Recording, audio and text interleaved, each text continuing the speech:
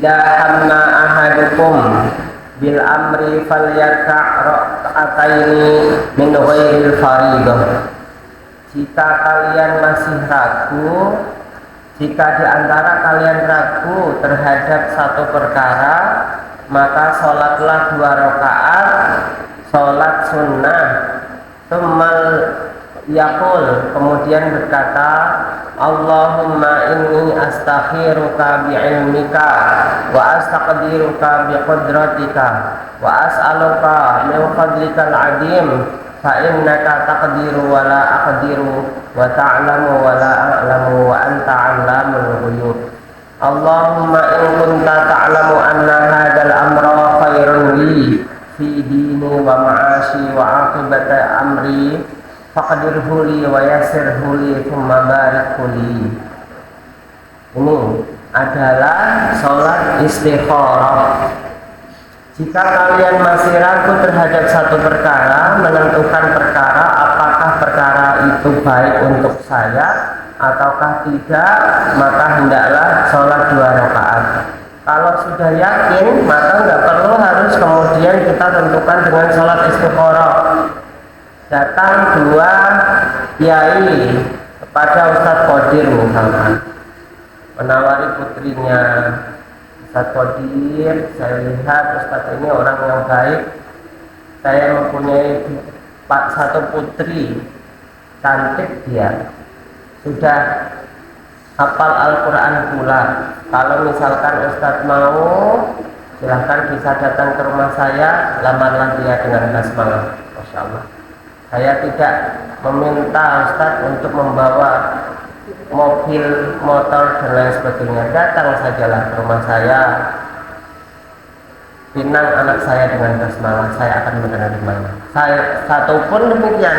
Yang satu datang orang yang kaya, Ustadz Qadir, anak saya ini adalah anak semata wayang, harta saya melimpah, sawah saya luas sepanjang mata memandang, Masya Allah. Kemudian kalau memang Ustadz mau, silahkan bisa lamar putri saya. Nah, ini adalah 2 orang yang datang, ya. Kemudian Ustadz Qadir ini mau menentukan ini, jamaah rahimakumullah, tidak boleh langsung dengan kehendak hatinya. Bisa jadi kehendak hati kita memilih, tapi Allah tidak sayang terhadap pilihan kita, ya. Bisa jadi apa yang kita inginkan itu berbeda keinginannya Allah, sehingga disinilah kita disunahkan untuk memilih dengan pilihannya Allah, yaitu sholat istikharah, menentukan yang terbaik untuk diri kita. Ini adalah dalilnya.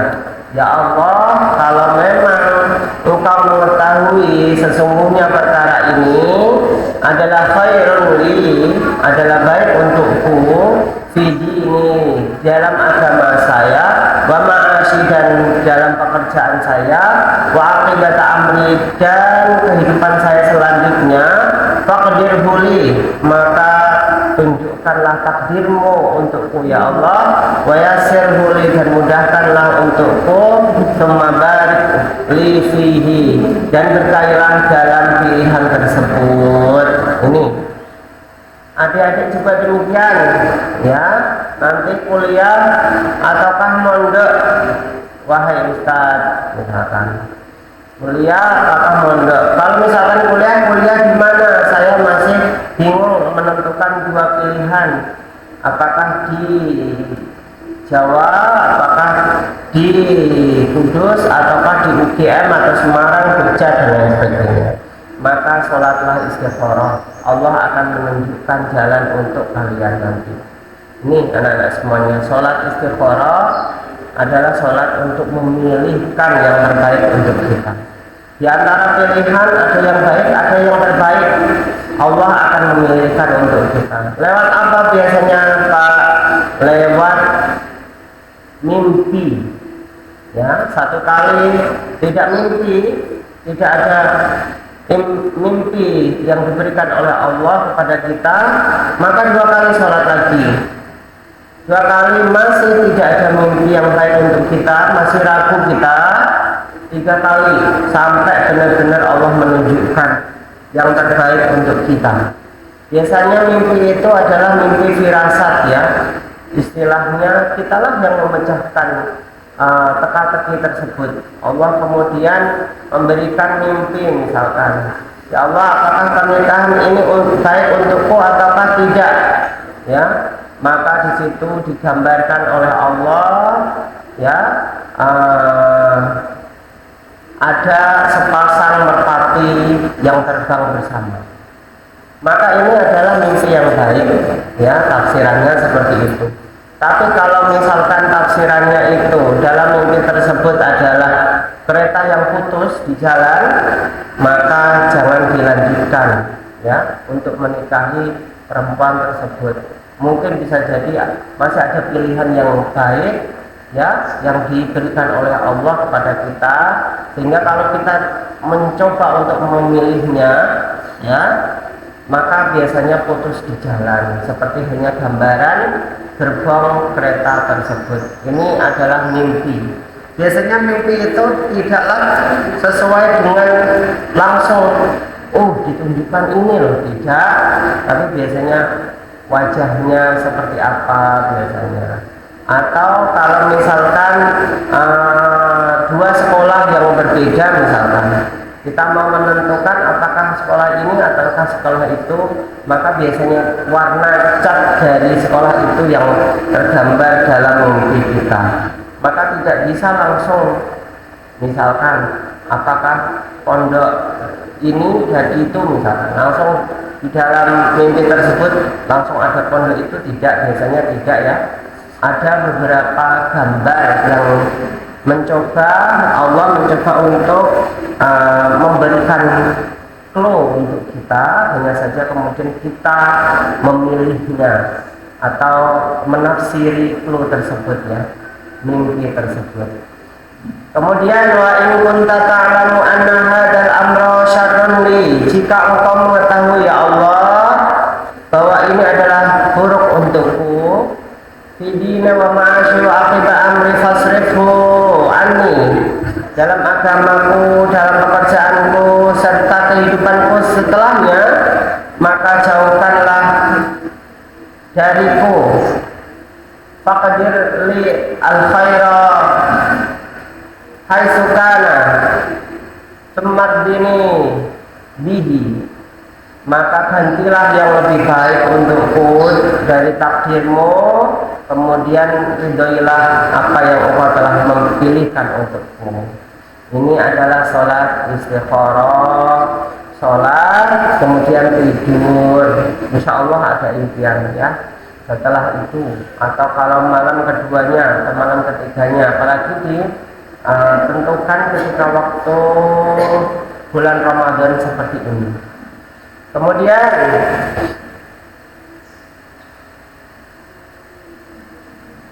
idza wuddi'atil janazah fahtamalaha ar-rijal ala a'naqihim fa in kanat salihatan qalat qaddimuni fa in kanat ghayra salihatan qalat ya wailaha aina tadhhabuna biha yasma'u sautaha kullu syai'in illa al-insan walau sami'ahu la sa'iqa.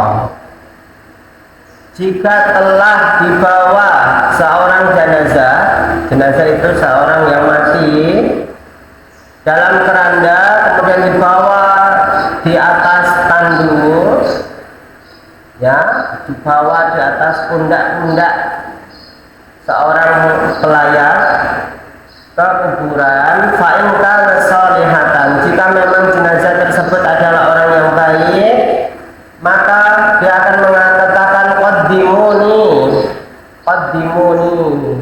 cepatlah engkau ya dalam menaruh aku di kuburan. Fa'in kana ghayra salihatan, jika memang tidak orang yang baik, maka dia akan mengatakan ya wailaha, celakalah aku, aina tadhhabuna biha, kemana engkau membawa keranda ini, yasma'u sautaha kullu syai'in seluruh makhluk Allah akan mendengarnya kecuali manusia. Walau sami'ahu la sya'iqa, jika memang seorang manusia itu mengetahuinya maka dia akan pingsan. Ini menunjukkan arti bahwa seorang jenazah, ya, jenazah di dunia ini hanya ada dua, orang yang baik dan orang yang buruk, tidak baik, ya.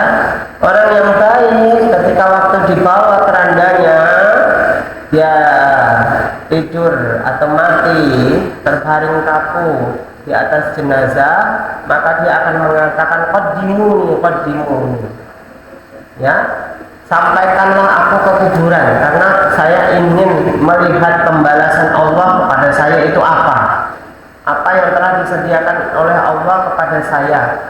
Ini qaddimu nih. Tapi kalau dia bukanlah orang yang baik, maka dia akan mengatakan celakalah aku. Kemana engkau membawa keranda ini? Dia ketakutan, ya. Dia melihat tanda-tanda bahwa dia akan dihampiri malaikat yang akan mengazabnya di alam barzakh, yaitu alam kubur. Alam kubur seperti yang saya sampaikan sebelumnya adalah alam antara dunia dan akhirat. Barzakh artinya adalah sekat. Seakan-akan antara dunia dan akhirat itu tidak bisa bersatu kecuali disekat oleh alam namanya barzakh. Ya. Ini adalah alam yang tidak bisa kita sentuh sama sekali. Adik-adik pengen berinteraksi dengan orang yang mayit, orang yang telah meninggal tidak bisa. Seperti halnya mereka juga pengen berinteraksi dengan kita tidak bisa. Kecuali mereka atas izin Allah datang kepada kita dalam sebuah mimpi. Kemarin kita sudah membahasnya, ya. Beberapa orang yang solih datang ke mimpi kita atas izin Allah, mengabarkan keadaannya, kondisinya di alam kubur. Beberapa kali juga saya ditemui oleh orang-orang yang telah meninggal, termasuk adalah orang tua saya. Saya tanya, Bapak pripun kabare teng kuburan? Alhamdulillah nang untuk nikmatnya Gusti Allah. Ini ternyata nikmat ataupun azab itu tergantung amalnya masing-masing, juga tergantung anaknya, apakah anaknya ini adalah anak yang saleh ataukah tidak. Kalau memang termasuk adalah orang yang baik, maka amal kebaikan anaknya ini mengalir sampai alam kubur, sampai kapanpun itu. Karena itu, ya, tidak bisa terputus antara amalnya anak serta amalnya orang tua. Kemarin kita sudah membahasnya. Jika seorang idama ta'ibnu adam inqata'alahu amaluhu, jika seorang sudah meninggal maka terputus amalnya kecuali salah satunya adalah seorang anak yang saleh. Anak yang saleh ini senantiasa mendapatkan pahala, dan pahala ini mengalir kepada orang tuanya meskipun itu tidak dihadrohkan. Contoh misalkan adik-adik semuanya membaca Al-Quran. Baca Al-Quran itu pasti akan mengalir kepada orang tuanya, karena kalian yang mendapatkan atau yang mendidik adalah orang tuanya, meskipun tidak secara langsung. Karena orang tua kalian bekerja untuk kalian di sini, menafkahi kalian dididik di sini dengan baik, maka otomatis langsung pahalanya itu mengalir kepada orang tuanya tanpa harus dihadrohkan. Begitu juga kalian kalau misalkan nanti orang tuanya meninggal pun demikian. Adik-adik semuanya, kalian baik, kalian pintar, kalian bisa membaca Al-Quran, kalian bisa mengaji, mengajarkannya kepada orang lain, secara otomatis seluruh pahala itu mengalir deras kepada orang tuanya yang telah meninggal. Ini harus kita yakini bersama, karena memang beberapa mimpi yang saya dapatkan seperti itu. Mereka bisa berinteraksi dengan kita, ya, tapi atas izin Allah Subhanahu wa Ta'ala. Dan kita tidak bisa men-setting alam bawah sadar kita yang namanya mimpi. Kemudian berikutnya, idza aradallahu bil amri khairan ja'ala lahu wazira sidqin. Jika Allah menginginkan seorang pemimpin yang baik, maka Allah menjadikannya, ya, di antaranya itu adalah menteri-menterinya itu adalah menteri yang baik. Fa inna siya dzakarahu, jika memang pemimpin tersebut lalai, lupa, maka dia akan mengingatkan pemimpin tersebut. Fa in dzakarahu a'anahu, jika mengingatkannya, maka seakan-akan menolong pemimpin tersebut. Wa idza aradallahu biha ghairu dzalik, jika memang tidak diinginkan seperti itu, pemimpin yang zalim, pemimpin yang kejam, pemimpin yang korup, maka Allah menjadikannya di antaranya adalah, di samping-sampingnya adalah wazir su'in, adalah menteri-menteri yang buruk. Fa inna siya lam yudzakirhu, jika pemimpin tersebut lalai, maka tidak akan diingatkan oleh menteri-menterinya. Inilah yang namanya pemimpin yang baik. Termasuk pemimpin yang baik itu akan dijanjikan oleh Allah sab'atun yudhilluhumullah fi dhillihi yauma la dhilla illa dhilluh. 7 golongan yang akan mendapatkan naungan di mana tidak ada naungan di situ, termasuk adalah imamun adil, pemimpin yang adil, pemimpin yang amanah. Pemimpin itu siapa? Amanah itu yang seperti apa? Kita semuanya pemimpin. Seorang laki-laki adalah pemimpin untuk keluarganya. Kullukum ra'in, kata Rasul. Setiap kalian merupakan pemimpin. Setiap pemimpin akan mempertanggungjawabkan kepemimpinannya di akhirat nanti, baik itu digaji ataukah tidak digaji. Saya ini tidak digaji dari masjid ini. Saya menjadi pemimpin, ketua masjid. Berarti otomatis saya akan mempertanggungjawabkan kepemimpinan saya di akhirat nanti. Saya digaji sebagai PNS, sebagai seorang dosen. Ya, saya harus ngajar, saya harus berbuat baik, saya harus mengajarkan kebaikan, karena adalah tugas saya sebagai seorang PNS. Saya digaji untuk itu harus saya pertanggungjawabkan, dan lebih dahsyat pertanggungjawabannya karena saya menerima gaji. Ini adalah kepemimpinan. Seorang perempuan memimpin anak-anaknya, mengarahkannya kepada kebaikan. Apakah diarahkannya kepada kebaikan ataukah kepada keburukan? Nak sholat, nak puasa, nak sudah membaca doa atau belum sebelum tidur, dan lain sebagainya. Senantiasa kita ingatkan anak-anak kita sehingga mereka menjadi anak-anak yang baik, anak-anak yang saleh. Jika tidak seperti itu, kita akan mempertanggungjawabkan di akhirat menjadi seorang pemimpin yang tidak amanah, yang tidak baik, ya, yang mengajarkan keburukan. Anaknya malah diajarin yang bukan, ya, joget bareng, tiktokan. Nah, ayo kita joget bersama, direkamlah itu, ya. Nah, betapa banyak konten-konten yang seperti ini di media sosial, ya. Insya Allah, ibu joget bareng sama anaknya, direkam di TikTok, ya, Masya Allah.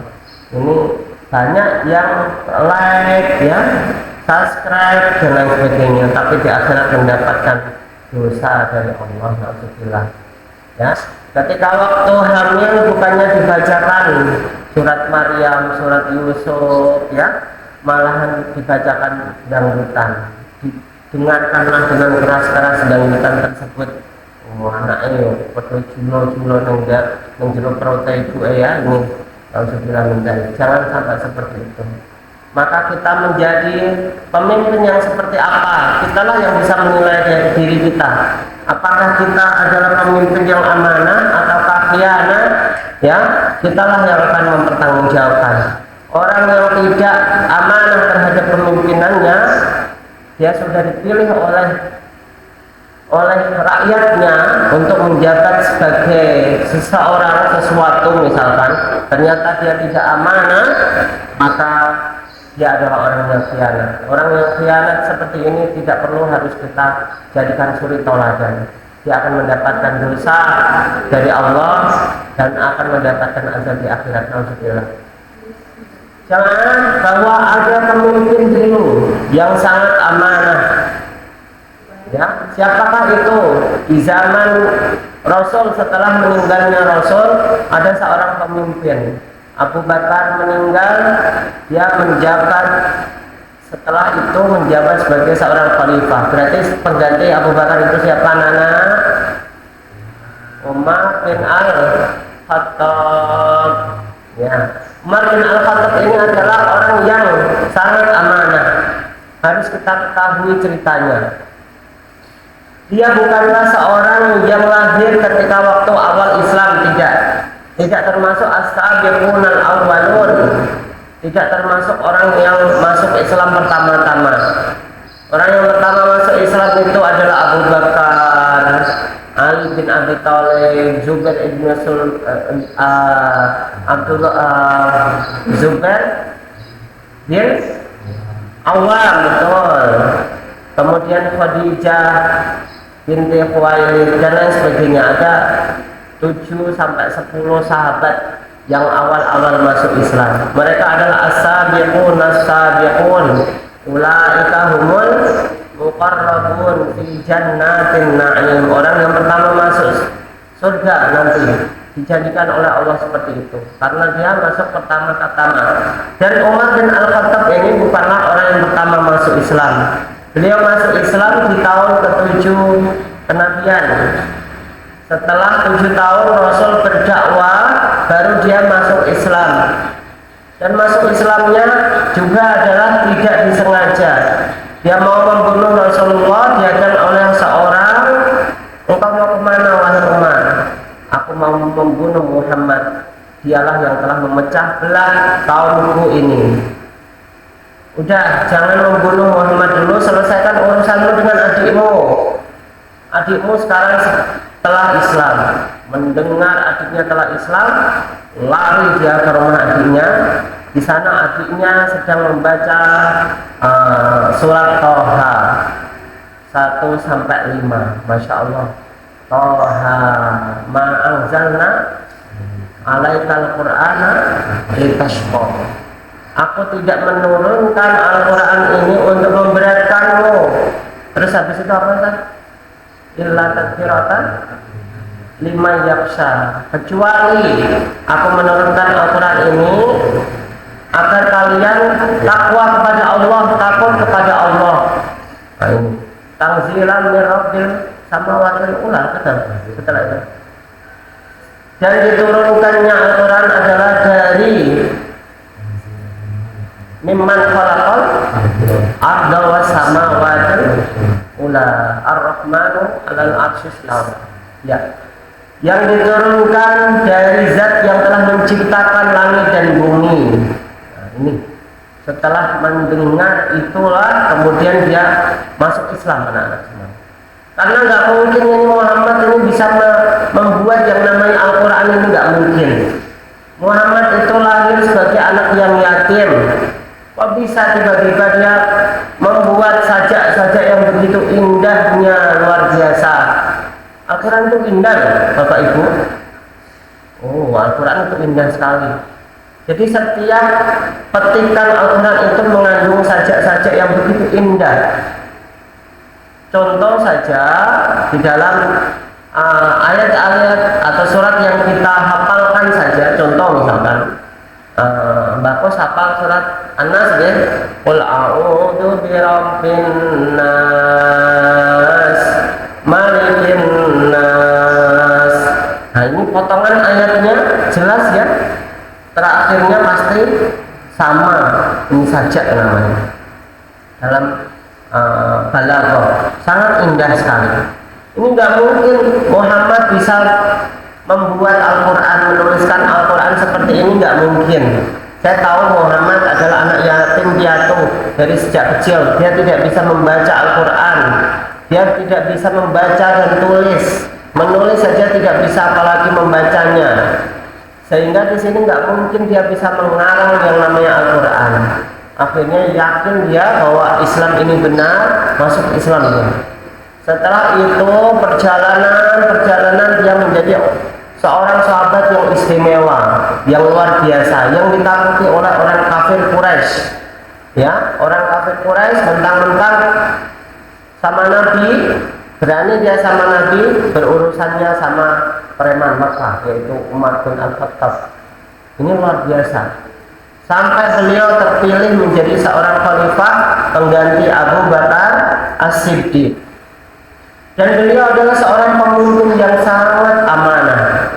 Setiap malam pasti akan keliling kota Makkah, kota Madinah untuk melihat apakah ada rakyatku yang dalam kondisi kelaparan. Suatu malam dia mendengar di dalam tenda ada seorang anak kecil, ya, anak Badui. Badui itu adalah suku Arab yang nomaden, yang tidak menetap, tinggalnya di padang-padang pasir. Kemudian dia dengarkan ada anak kecil yang menangis sepanjang malam. Kemudian ditanya oleh Umar bin Al-Khattab, kenapa engkau membiarkan anakmu menangis wahai ibu? Ini gara-gara Umar bin Khattab sebagai khalifah. Jawabnya ibu tersebut seperti itu. Dia menjabat sebagai khalifah, dia tidak mengetahui kami dalam kondisi lapar. Saya adalah seorang ibu yang sudah kehilangan suami. Saya tidak bisa bekerja, hanya anak kecil inilah yang ada pada saya. Saya akan menuntutnya di akhirat nanti. Kemudian terkejut Umar bin Khattab, pulang ke rumahnya, ke Baitul Mal yang tempat untuk menyimpan hartanya orang-orang muslimin. Dibawalah satu beras gandum, ya, satu sak gandum, dibawanya sendiri oleh ajudannya. Dikatakan, wahai Amirul Mukminin, biar akulah yang membawanya.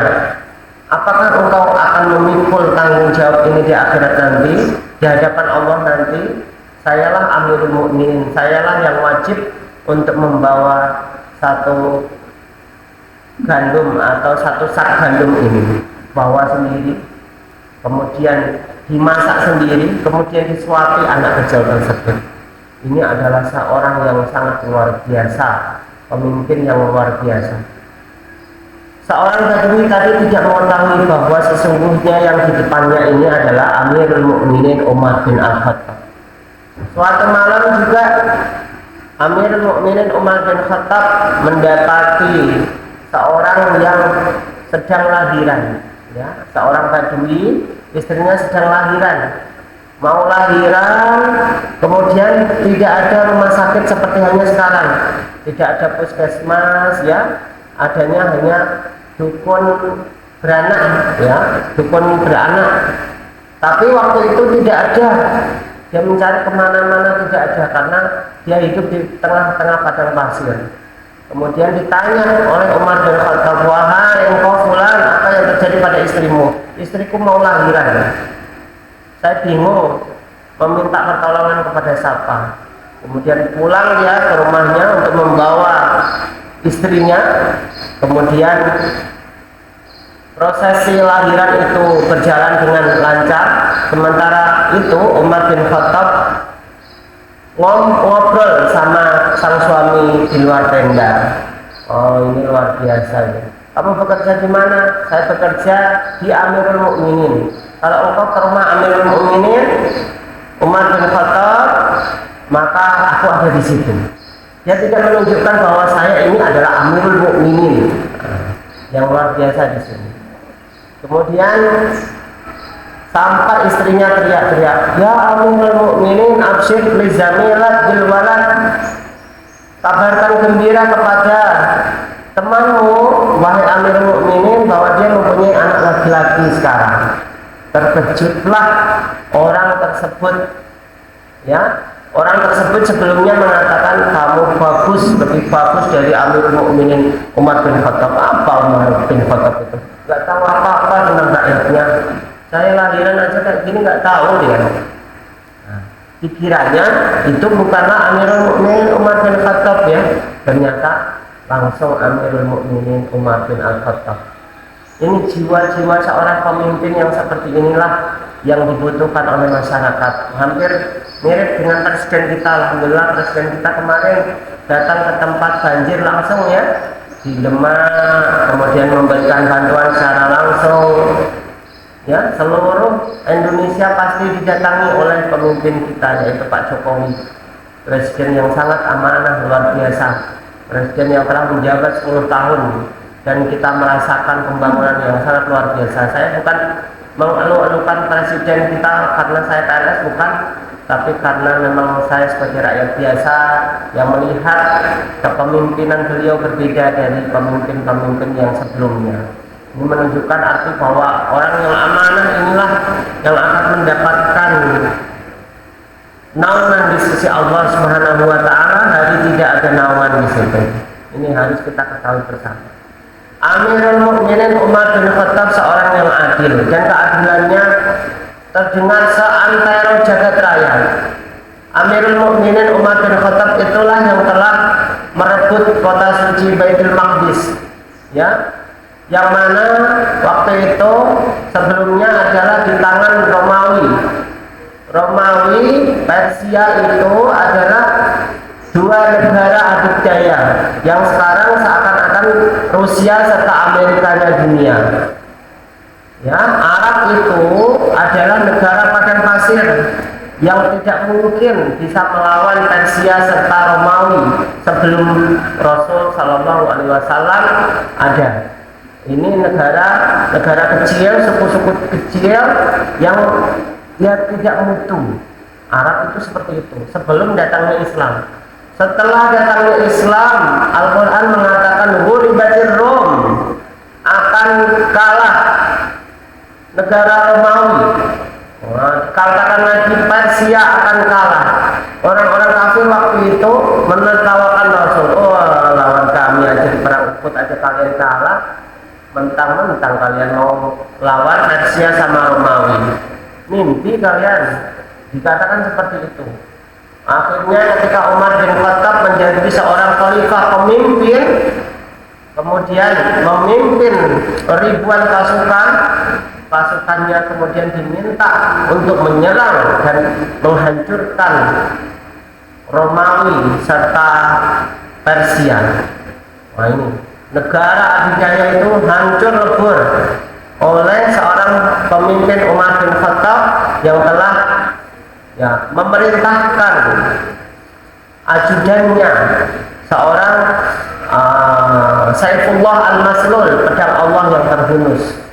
Siapa itu? Khalid bin Al-Walid, yang telah merebut dua negara tersebut, menghancurkan pasukannya, mereka hancur lebur.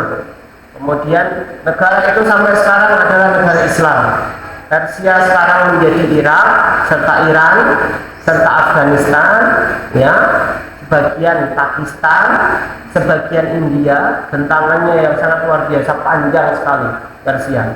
Sementara ya Romawi sekarang itu membentang dari negeri Syam, yaitu Jordania, Palestina, Israel, naik lagi ke Suriah, naik lagi ke Turki, ya, panjang sekali negaranya. Itu adalah Romawi sekarang. Dihancurkan oleh Umar bin Al-Khattab. Subhanallah. Ini anak-anak semuanya adalah pemimpin yang sangat tangguh luar biasa. Meskipun demikian, meskipun itu terkenal seantero jagat raya, Baitul Maqdis di tangan Muslim ketika waktu itu. Dan orang Persia itu, orang Romawi sengaja datang untuk ke Madinah untuk membuktikan di manakah istana Umar bin Khattab berada. Datang mereka ke kota Madinah, bertanya dengan para sahabat senior pastinya, di mana Amirul Mukminin Umar bin Khattab? Ini kota Madinah ya? Ya. Ibu kota kalian ya? Ya. Di mana Umar bin Khattab? Itu ada di depan masjid. Masjidnya sangat kecil sekali. Masjid Nabawi waktu itu. Tidak seperti sekarang Masjid Nabawi yang sangat besar. Masjid Nabawi tahu adik-adik semuanya ya? Fotonya tahu? Nggak tahu? Ya Allah. Masjid Makkah tahu? Yang ada Ka'bahnya? Nggak tahu? Tahu. Masjid Nabawi tahu? Bahkan sampai mereka ya? Alhamdulillah. Ini Masjid Nabawi ini waktu zaman itu kecil. Di mana Amirul Mukminin Umar bin Khattab? Saya ingin melihatnya. Dia ada di depan masjid, dia tuh tidur. Ya Allah, tanpa penjagaan sama sekali beliau tidur, cuma menggelar tikar yang dari pelepah kurma, nah semuanya tidur di depan Masjid Nabawi. Tanpa ada penjagaan katanya. Tanpa ada istana yang maklum-maklum seperti hanya istananya Persia atau istananya orang-orang Romawi, tidak ada sama sekali. Itu adalah Amirul Mukminin Umar bin Al-Khattab yang ketika waktu dia bangun terdapat beberapa sobekan di dalam bajunya, menandakan bahwa beliau itu seorang yang zuhud, yang tidak mencintai dunia. Kalau mau beliau akan memiliki ya pakaian-pakaian yang cantik, yang bagus-bagus, tapi beliau tidak mau. Rela beliau hidup miskin biasa, hartanya habis untuk disedekahkan untuk orang-orang miskin. Ini menunjukkan arti pemimpin yang sangat luar biasa Umar bin Al-Khattab.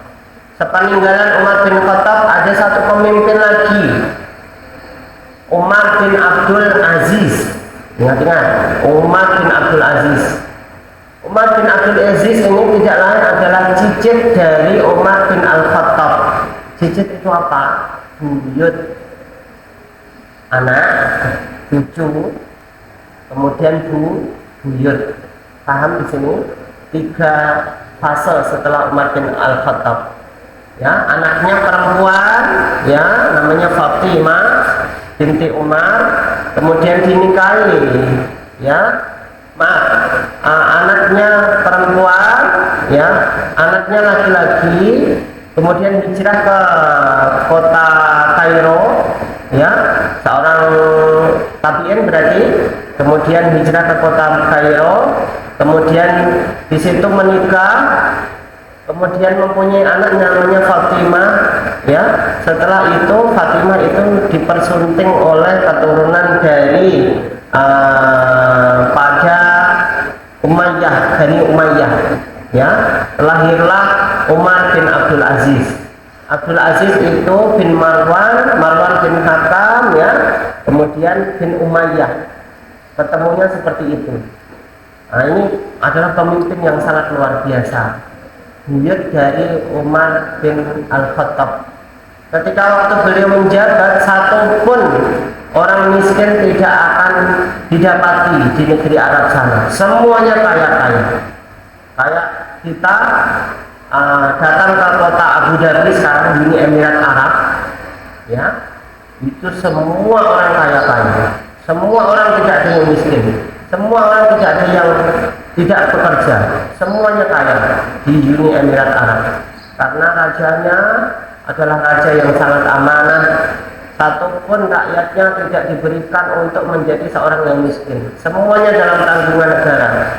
Polisi saja di Uni Emirat Arab itu membawa Lamborghini, mobil yang sangat mewah sekali, atau Ferrari yang satunya sampai 5 miliar. Polisi kita membawa mobil ecek-ecek aja udah bangganya luar biasa, ya. Itu Lamborghini sangat-sangat. Ini anak-anak semuanya. Kalau memang seorang itu amanah dalam jabatannya, rakyatnya dipastikan pasti akan kaya raya. Kenapa? Karena dia memanfaatkan uang yang ada untuk mensejahterakan seluruh rakyatnya. Indonesia ini juga insya Allah demikian. Pemimpin kita insya Allah amanah juga setelah Pak Jokowi ini. Semoga kedepannya negara kita menjadi baldatun thayyibah wa rabbun ghafur, amin ya rabbal alamin. Kemah lipah lau jinawi, insya Allah seperti itu. Ini yang ingin saya sampaikan dalam pertemuan ini. Semoga bermanfaat untuk kita semuanya. Terima kasih sudah 40 menit saya menyampaikan ceramah kajian kita, kajian hadis. Wassalamualaikum warahmatullahi wabarakatuh.